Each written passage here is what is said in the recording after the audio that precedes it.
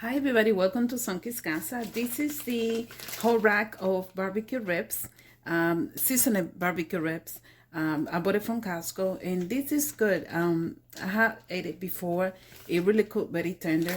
So what I want to do is, the rack comes with two on it, so definitely want to make only one. So I want to sprinkle the pan with olive oil. You can use vegetable oil, or you don't have to put anything, just a little bit of water on the bottom so it doesn't stick. And then just spread it all the way around. Sorry for the noise.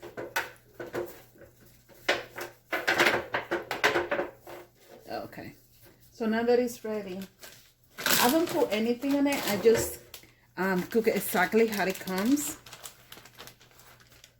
It's really beautiful. So like I said, it's the back ribs, so it's not too wide and big. So I want to pour a little bit of water in the back. And this is the remaining seasoning inside. So I just break it in there.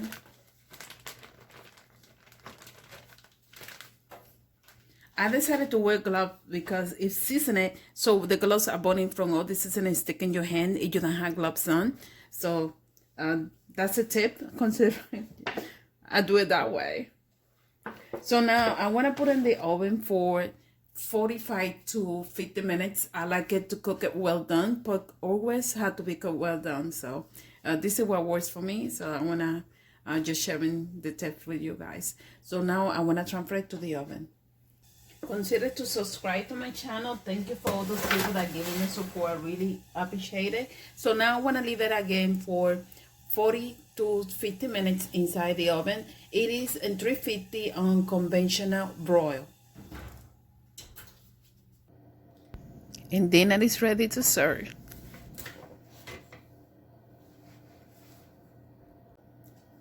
So this is how they look after it is off the oven, and this is completely nice and tender.